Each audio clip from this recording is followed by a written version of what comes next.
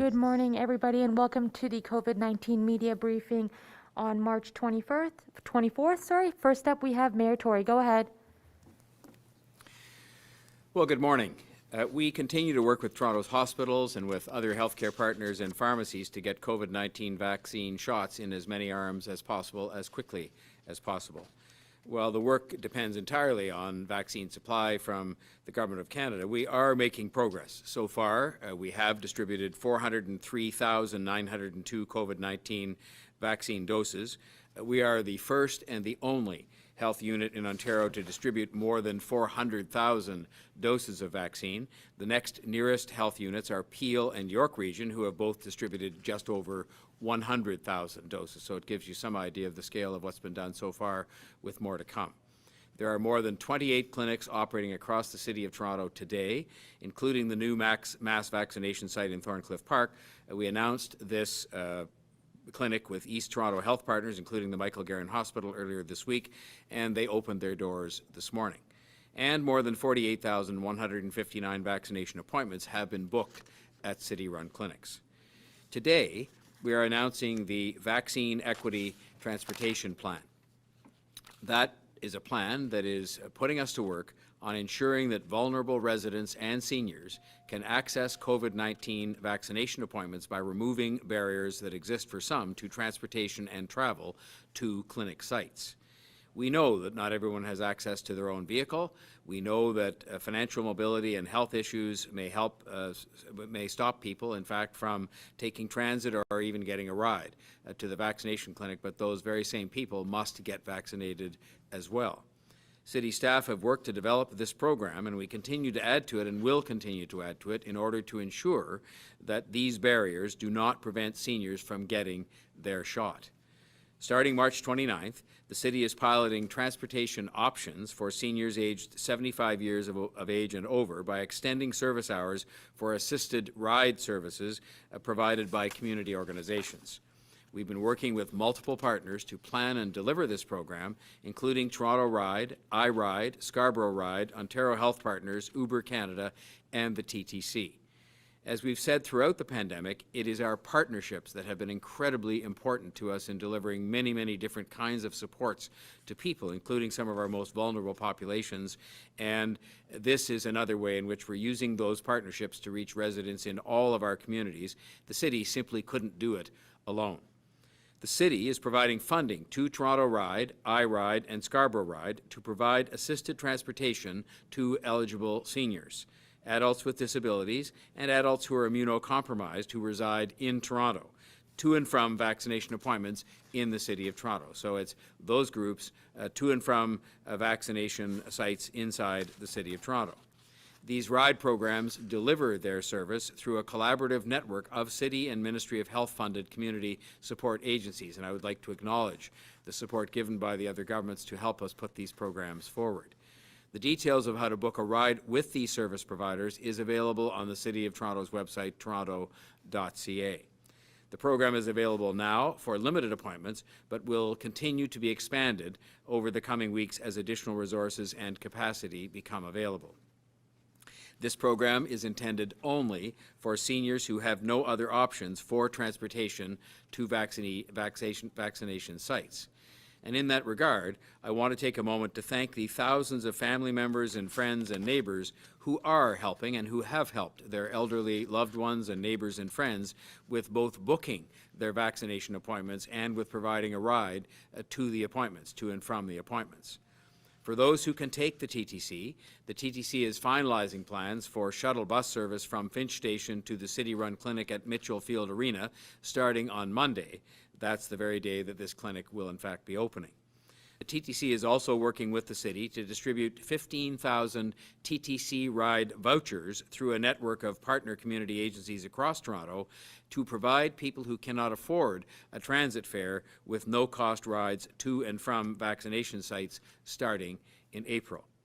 Uber Canada has also donated $150,000 in the form of voucher codes for individual rides. Starting April the 6th, these vouchers will be distributed to a network of partner community organizations to provide to people who have no transportation options, who live in communities with high rates of COVID-19, and who have challenges traveling to be vaccinated, as well as for some people with differing abilities. We are continuing to mobilize every part of our city government that we can to help people, especially the seniors eligible right now, to get registered and to get vaccinated.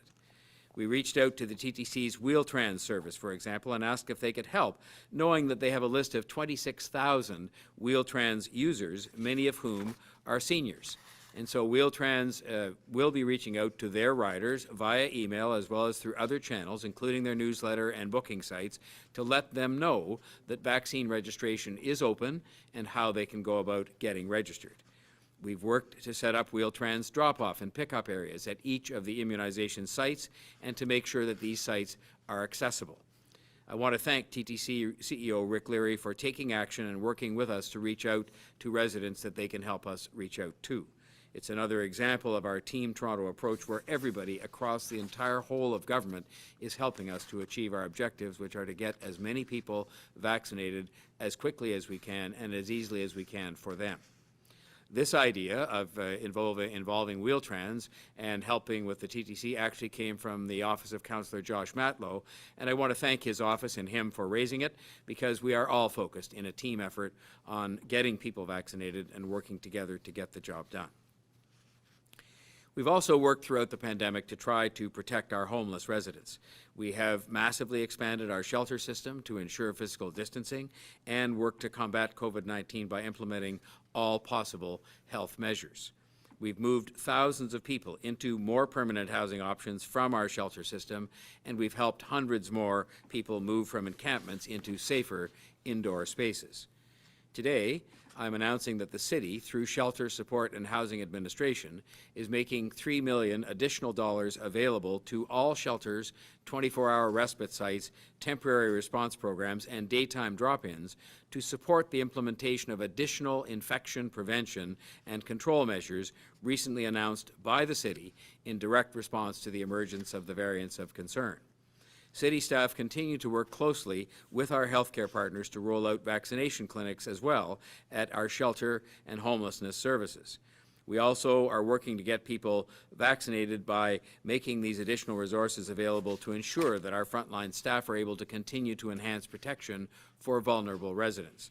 So $2 million will go to shelters, respites, and drop-ins for infection prevention and control measures, including the purchase of PPE, to implement updates to the current directive to require eye protection for staff, and medical or 3-layer masks for people accessing services, as well as additional cleaning support and training.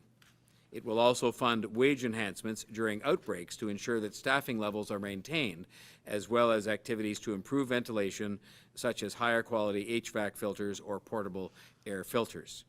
An additional $1 million will go to drop-ins to expand the availability of daytime indoor space. This funding is a combination of federal and provincial support that we have secured, and it will be made available through a call for proposals in collaboration with the Toronto Drop-In Network.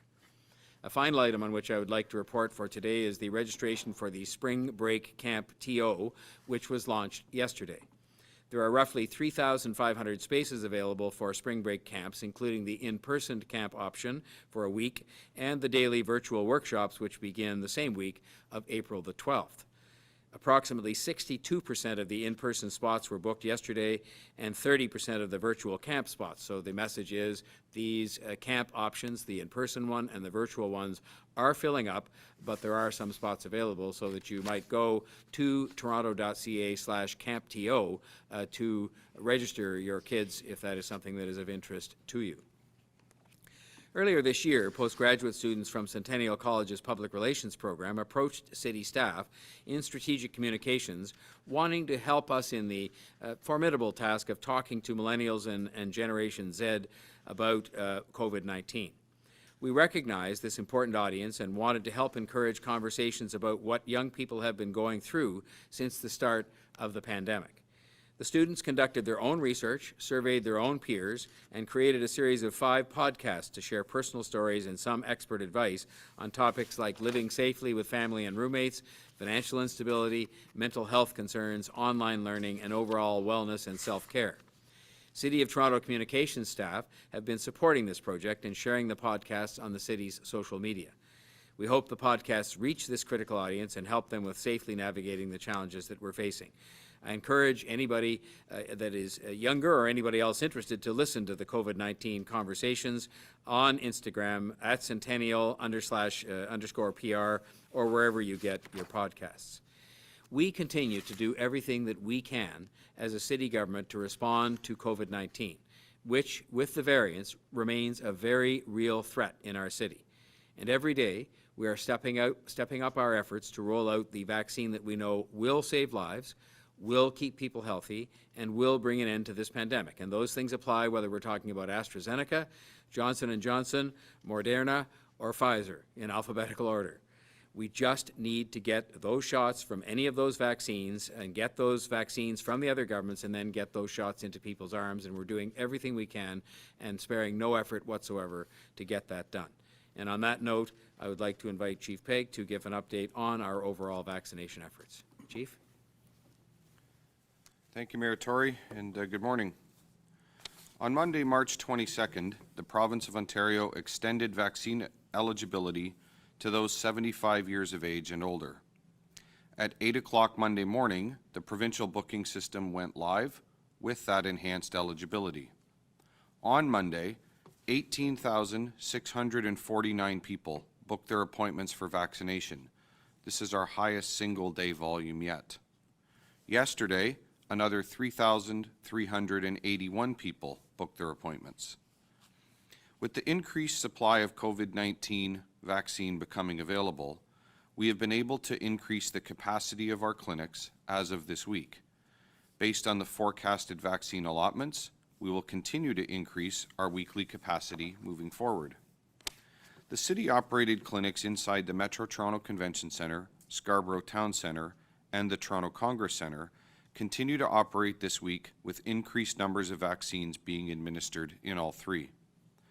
As you know, we encountered some challenges on Monday that resulted in longer than normal line lengths, wait times, and processing times within our clinics. Our objective is always to find the optimum balance between maximizing the number of vaccines that we deliver each day, with the need to provide a positive client experience for everyone who is vaccinated in our clinics. Our clinic operations team and immunization task force command team worked overnight Monday, ensuring that we put the necessary changes in place to address these concerns. We have increased the staffing levels in our clinics, including adding clinical staff delivering the vaccine, adding clinical support staff who complete all the check-in, aftercare, and check-out processes, and adding a number of additional first responders to ensure that incoming clients are well served. We now provide chairs and drinking water for waiting clients, along with regular interaction with our line management and first response staff who ensure that needs are efficiently met. We added a command officer from fire services and a superintendent from paramedics in each clinic, directly supporting our clinic managers. We have emailed everyone with a confirmed appointment to confirm their appointment times and to recommend that they arrive 15 minutes prior to their appointment. Each of these enhancements was implemented overnight, and I'm very pleased to report that operations on Tuesday were smooth and without any wait or line issues. I had the opportunity to personally meet with a number of folks as they were going into and coming out of one of our clinics on Tuesday, and all of the feedback provided was exceptional. As of this morning, we have expanded services inside the Toronto Congress Centre such that there is indoor space available for people to wait, as opposed to having to wait outdoors. Likewise, our team is working on implementing similar solutions at the Metro Toronto Convention Centre. We are also working hard to create viable solutions at the Scarborough Town Centre location as well, although this is a more challenging task as additional space is not readily available. Our teams will continue to do our best to put the best possible solutions in place. I want to thank each and every client who is arriving for their confirmed appointment 15 minutes prior. This greatly assists us in ensuring that your experience is both timely and efficient. I also thank everyone for limiting the number of support people that they bring with them to the clinic by bringing only those necessary to assist them in moving through the clinic. Finally, I continue to encourage anyone who requires a mobility device, such as a walker or wheelchair, to bring their device with them for their vaccine appointment whenever possible. We have increased the number of mobility devices we have on site, along with increasing the number of trained healthcare professionals and emergency first responders on site who are available to help anyone who requires assistance in moving through the process. On March 29, we will open additional clinics inside the Malvern Community Centre and the Mitchell Field Community Centre. As of April 5, the clinic location inside the hangar in Downsview Park will also come online. And finally, after April 12th, our final 3 operated mass immunization clinics in the North Toronto Memorial Community Centre, Carmine Stefano Community Centre, and Cloverdale Mall are scheduled to come online. This, of course, is all dependent on the continued availability of vaccine. We are thrilled to be working alongside the East Toronto Health Partners in the launch of the partnership-based mass immunization clinic in the Thorncliffe Park Community Hub. Beginning today, this mass immunization clinic will provide much welcomed additional clinic capacity and will enable us to collectively evaluate a different clinic operating model. Further, we're very pleased to be working with our East Toronto Health Partners to evaluate the effectiveness of extended clinic operating hours in this location. I offer my thanks to the East Toronto Health Partners for their leadership, partnership, and collaboration as we work together to maximize the administration of vaccines across Toronto. This clinic is available for booking on the provincial booking system now. In closing, I remind everyone that vaccinations are only available by appointment and are not available on a walk-in basis. I strongly encourage everyone who was born in 1946 or earlier to make your appointment for vaccination now. If you have an Ontario Photo Health Card, you can book using the online registration system, which can be accessed 24 hours per day at toronto.ca/COVID-19. If you prefer to book by phone, the provincial call centre can be accessed by calling 1-888-999-6488. The provincial call centre is available from 8 a.m. through 8 p.m. 7 days a week. As a result of our increased clinic capacity, there are appointments still available this weekend, including this coming, there are appointments still available this week, including this coming weekend. Please do not call 311 nor Toronto Public Health for assistance in booking your COVID-19 vaccination appointment, as our staff are not able to access the COVAX system on your behalf. Please continue to monitor toronto.ca/COVID-19 for the most up-to-date information on immunizations in Toronto. Thank you. I'll now invite Dr. de Villa to provide her update. Thank you, Chief Pegg, and good morning. Today, I am reporting 484 new cases of COVID-19. 271 people are in hospital. 51 of them are in the ICU. Sadly, since Monday, 7 more people have died from COVID-19. The current number of cases screened positive for variants of concern is 5,668. That's 240 more cases since Monday. As the Mayor referenced, Health Canada has approved 4 vaccines for Canada. 3 are available in Ontario right now. The Pfizer and Moderna vaccines are being given to people through our mass vaccination clinics and by our hospital and healthcare partners. The AstraZeneca Oxford vaccine is available to people aged 60 and over through a number of pharmacies and some family doctors' offices. The AstraZeneca Oxford vaccine has been a hot topic lately, and as a result, people may be concerned about it. I want to remind you that yesterday, Health Canada said that the AstraZeneca Oxford vaccine is safe. If the AstraZeneca Oxford vaccine is what's in the needle when my turn for vaccination arrives, I will take it happily and without concern. The important thing is to be vaccinated when you are able to be vaccinated. The vaccines currently in use have been approved by Health Canada, having been through their careful and thorough review process. Health Canada's job is to take a long, hard look at the evidence and to review all the data from the clinical trials conducted. They do this to determine the results of receiving the vaccine and to decide whether the vaccine is safe.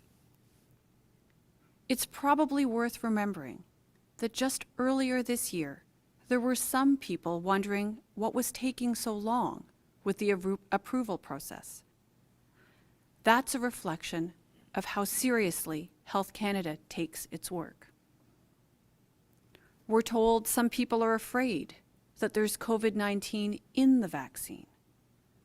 There isn't. None. Each vaccine helps your body create antibodies to COVID-19. They can provide protection when the COVID-19 virus mutates, and mutations happen regularly with viruses. Usually, such mutations don't amount to much. But sometimes, as with the COVID-19 variants we're seeing right now, those mutations or changes in the virus can make it easier for the virus to spread. That's why it's important to get vaccinated when you can. Some people are concerned about vaccine side effects. Wherever you get your vaccine, you're kept for observation long enough after your shot to be confident that you're doing fine. If there are side effects, they are usually mild and go away after a few days. The most important thing to remember is that each vaccine is proven to prevent the worst kind of illness. Some people understandably have questions. There are credible places to go to get those questions answered. You can visit our website at toronto.ca/COVID-19.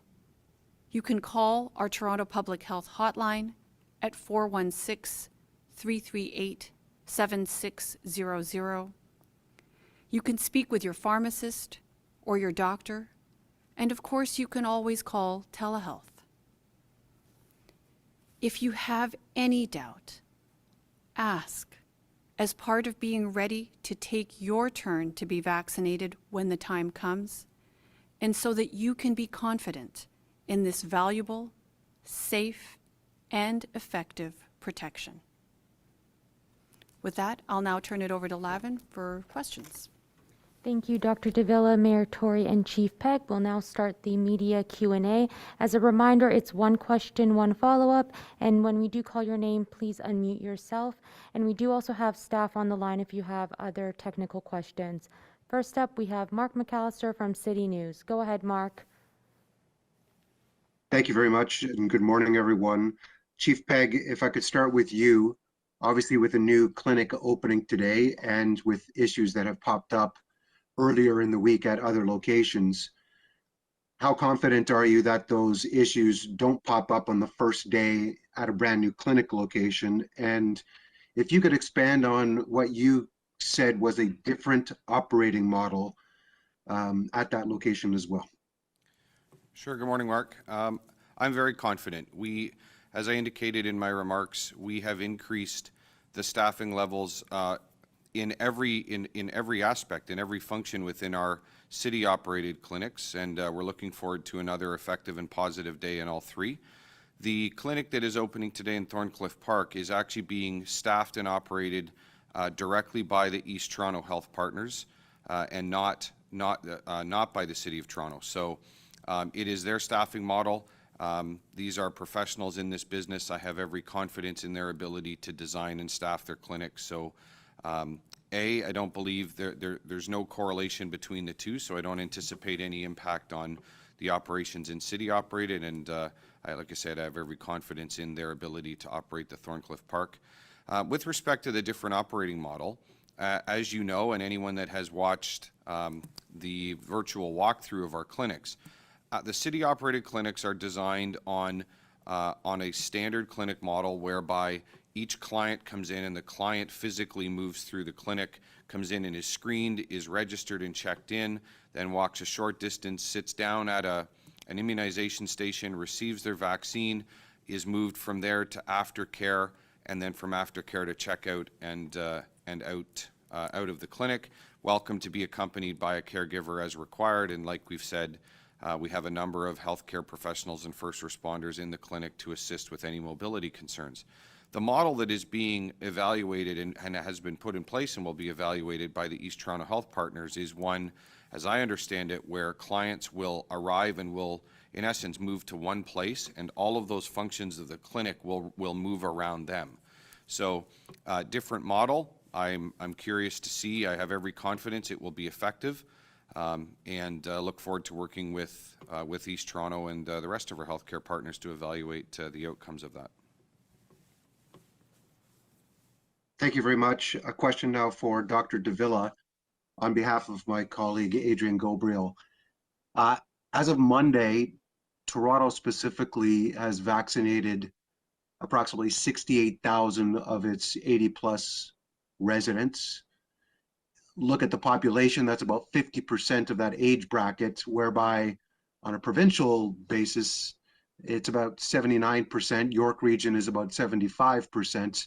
How concerned are you that Toronto is behind the pack, and what else can be done in this city to make sure that the 80-plus demo gets out and gets vaccinated faster?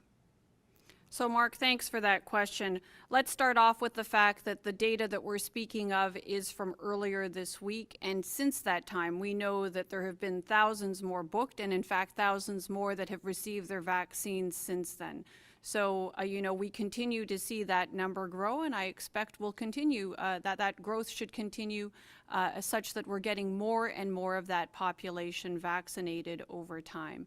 And one of the key factors behind that are all the supports that are being put into place to facilitate the ability of our seniors in our community to get to their vaccine and to have that done as quickly as possible.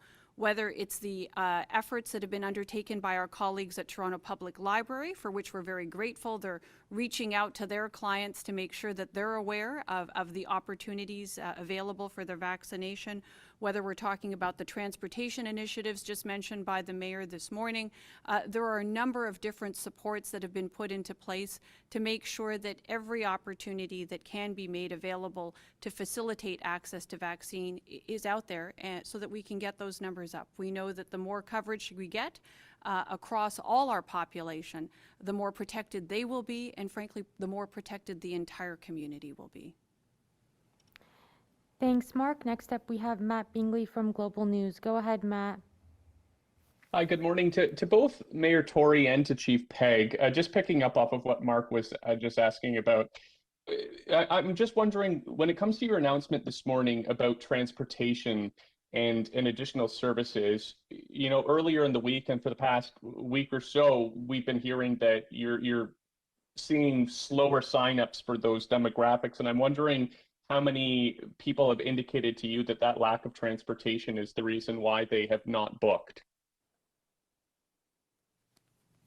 Well, I'll start by simply saying this. The best information that we have is that the pace of registration among different groups, including those 80-plus in Toronto, is not dissimilar to other areas of the province. There may be exceptions that are slightly different, but I think if you look at the overall pattern of how we're doing, especially taking into account the large groups of people, first responders and others, that we had to do in this city, extraordinarily large, that others did not have to do in the first stage, I think we're doing quite well. And I think there's every reason to believe, based on both the comments of Dr. de Villa and Chief Pegg with the registration numbers, that situation is picking up as more and more people become aware. I think one of the big problems in this city is actually just awareness, because, you know, people tend sometimes to be less aware of these kinds of details than might be the case in smaller communities. But I think what we're trying to do is take one obstacle after another, and it's difficult to know which one is a bigger factor in people's you know, failure so far to register of those who have not, and eliminate those. And so the efforts undertaken today to help community organizations give people rides, to give some TTC vouchers, to take advantage of the kind donation of Uber to make Uber vouchers available to people, is to say, well, fine, if that is an obstacle for some people, which clearly it would be either financially or otherwise, we will help with that. And because we just want to get those people to the clinic and get them vaccinated and get them home safely, that's the objective. And we're just trying to deal with these things one at a time by making clinics more accessible geographically, by making transportation easier for people to have, so that there can be really no reasons for them not to get vaccinated. Matt, if I can just, I'll add one point. One of the reasons why I am hesitant to ever give a conclusive number about the number of appointments, you know, that have booked in for a specific day, is because there is a wide range of appointment availability across the calendar, and people are exercising their opportunity to select the clinic location of their choice, the day and the time of their choice. And what we're seeing is, you know, it is spreading out across the calendar. Like I said on Monday, we had 18,649 people, and those are folks 75 years of age or older, booking appointments into those available appointment slots. Yesterday alone, more than 3,300 people booked their appointment yesterday in those same slots. So there is, you know, we notice that people, I think this is understandable. Generally speaking, people will gravitate first to the appointments earlier in the week and earlier in the day, but we're seeing a very equal distribution now of interest, and I would say a continuing increasing number of appointments that are being booked across all of the available appointments. Final point I'll make is, remember that we have additional clinics coming online across the calendar moving out into April. So we're also seeing a number of folks who are choosing to book into available appointment slots at some of the other clinics that are coming online, such as Malvern, after the date it comes online, as opposed to booking into one of the clinics that may be further away from where they live, for example. So there is a significant number of appointments being booked. I'm really pleased with the uptake that we're seeing this week, and that's something that we monitor on a daily basis and are in direct and daily contact with our provincial counterparts about.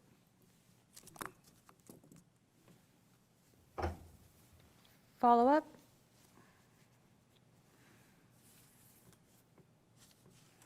Matt, are you there?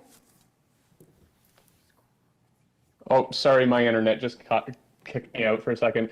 Yeah, just to follow up with Mayor Tory, I'm just wondering, it is budget day. I'm wondering how, any indication that you're going to get the money for the budget that Toronto still needs to fill, and how important it is to hear about that today.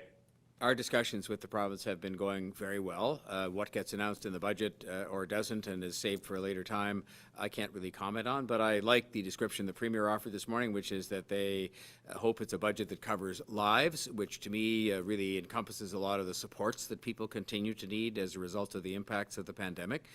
Livelihoods, which he made reference to, which of course encompasses businesses and the supports that they need and the building blocks we need to put in place for economic recovery. And I would only add to that places to live, because obviously we have a very keen focus in the City of Toronto on affordable and supportive housing, and are hopeful that the province will be you know, strong partners with us in the efforts that we're undertaking to make sure that that affordable and supportive housing is available. So I'm an optimist because the discussions have been going well, but you take it one day at a time, and you take it one budget at a time and one announcement at a time, and I think we're doing very well to get the support we need as a city, and I'm grateful for the support of the two governments in that regard.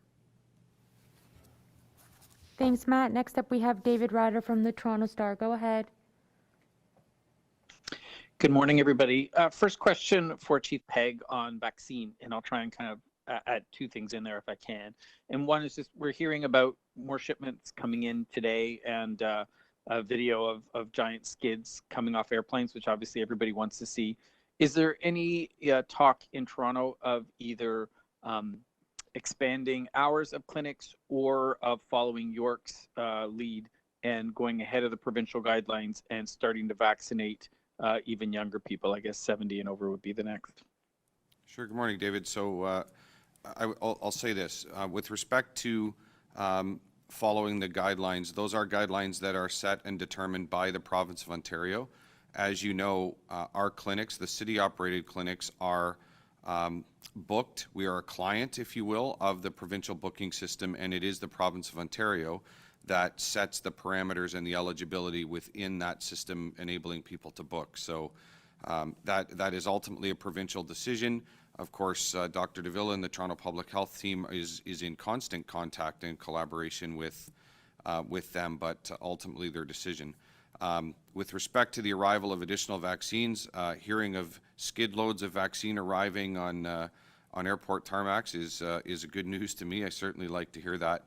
We are in the phase now. We are continuing the rollout and the onboarding or deployment, if you will, of our network of city-operated clinics. We have additional clinics coming on board beginning Monday, and then clinics following that. So it is important for us to continue that work, continue to get ultimately get all 9 of our clinics onboarded and operating at their planned capacity before we think about expanding those clinic hours. And that, like we've talked about before, that is one of the reasons that is important. It has always been a priority for us to make sure that we are providing as easy and as equal and equitable access to mass immunization clinics across the City of Toronto as we can. And that is the reason why we've done our best to establish a network of clinics that provides the range and as many options as possible. So we will continue that work at the point where we have 9 clinics up and running, and at the point where we're delivering as much vaccine as we can deliver out of those clinics. Of course, our conversation will immediately turn to expanded hours of operation.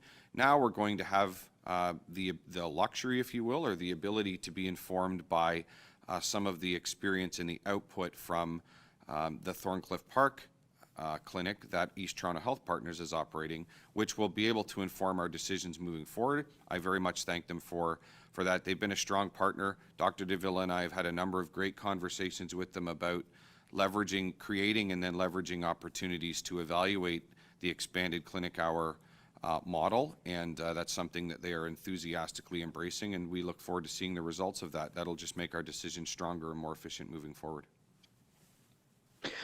Thank you. And my next question is for Mayor Tory. Mayor Tory, we've seen stories about how hard hit people in the taxi industry have been. I'm wondering, with your transportation announcement today, I'm seeing talk of Uber being included and some other organizations. I'm not seeing anything about the taxi industry. Are they involved? And if not, why not? Well, in the case of Uber, their involvement was as a result of a donation they made to make some vouchers available for us to distribute to organizations that could facilitate seniors and others with differing needs to get to the vaccination sites. I'm quite happy to explore. I mean, we're also giving some TTC vouchers, which is an organization that is ours as part of the city government.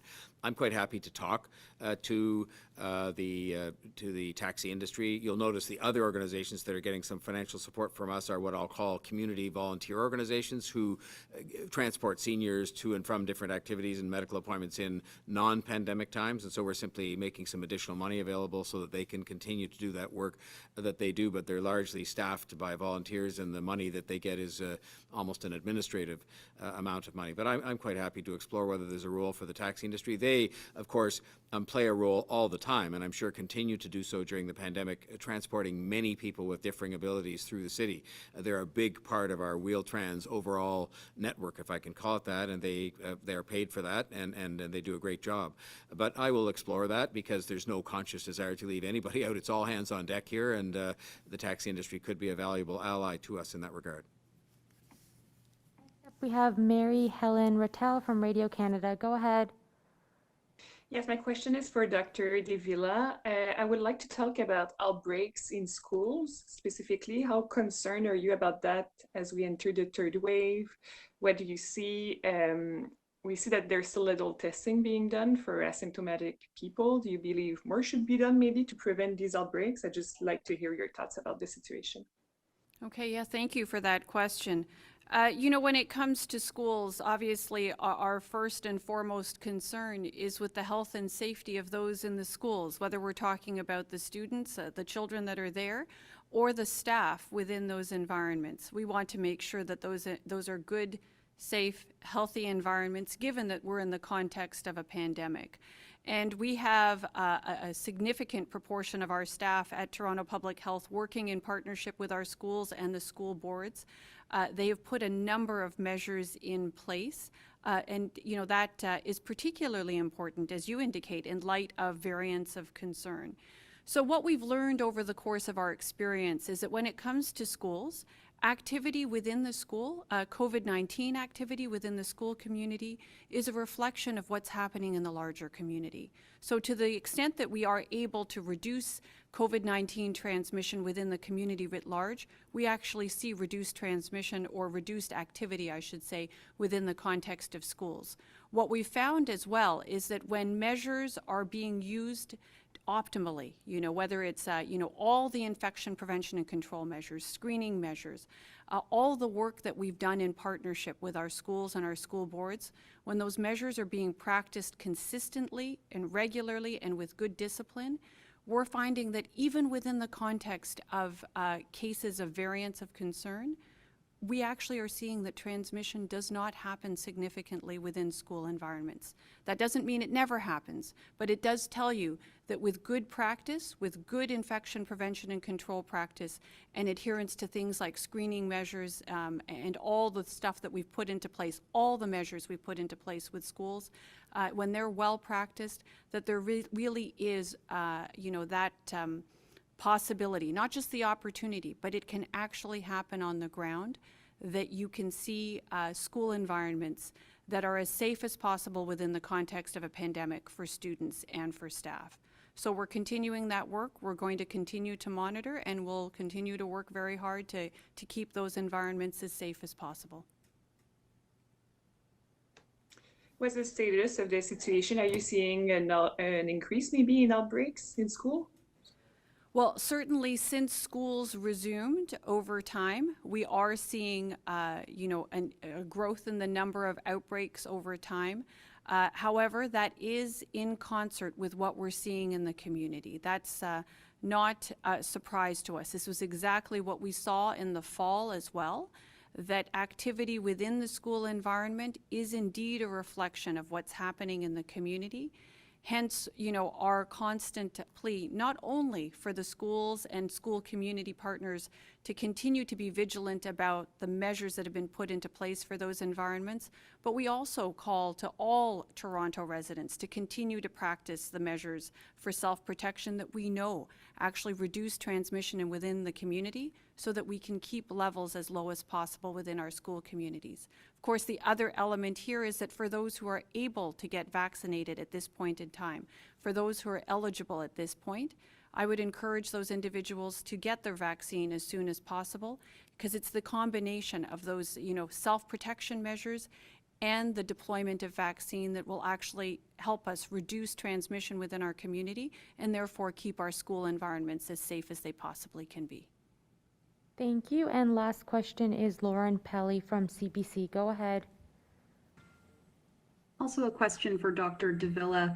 How concerned are you about the increasing pressure on ICUs in the Greater Toronto Area? Because, we're hearing from physicians on the front lines, there was never much of a break at all between the second wave and the third, that patients are being transferred between facilities. Some are, very full of critical care patients. So if you could expand on your concerns on that, if you have any, and whether or not you think more restrictions are in the cards, even as we're loosening up on outdoor dining and things like that, if you think there will be kind of a rebound to even harsher measures to curtail some of those admissions we're seeing. Well, in the first instance, of course, I'm concerned about what we're seeing in our healthcare system. And I'm concerned when I hear the stories from our healthcare partners, particularly those who are providing, incredible care within the context of ICUs and critical care units. This is very, very difficult work. I'm not an expert in that arena, but, I've had the opportunity over the course of medical training to observe what happens within our intensive care units, and I'm aware of the kind of care, the level of care that needs to be provided to patients in those settings. It is grueling work, and I'm grateful to our colleagues in ICUs and throughout the hospitals as well. They have been working very, very hard throughout this pandemic, providing that very important health care. Yes, to those who are being hospitalized with COVID-19, and of course, to all the other conditions, right? There are many other people being admitted to hospital for a wide variety of other reasons as well. So this is of concern to us. We have seen what has happened to other healthcare systems around the world when they get overwhelmed with large volumes of COVID-19 patients. This is exactly what we have been seeking to avoid to the greatest extent possible here, and that's why we've undertaken the kind of COVID-19 response you've seen us, engage in over the past, year and a bit now. With respect to what we can do and what I see on the go-forward basis, that's up to us, right? We have learned over the course of the last year and a bit that it is distance, distance, and distance that really makes a difference in terms of reducing transmission. And where distance cannot be maintained for essential reasons, then wearing a well-fitting mask becomes a very important component of self-protection and community protection as well. And then, of course, there's washing your hands. Add to that, the relatively new tool that we have in our toolkit of vaccine. So as people become eligible for their turn for vaccine, I would encourage people to take up that turn as soon as possible. If we put these two things together, combined with a little bit of warmer weather and the opportunity to get outside and to engage in some activity that's a little bit lower risk, we could find ourselves in much better stead. But it really is up to us, all of us together, to do the best we can to reduce transmission so that we can avoid the worst of what may happen and what we have seen in other healthcare systems around the world. Follow-up?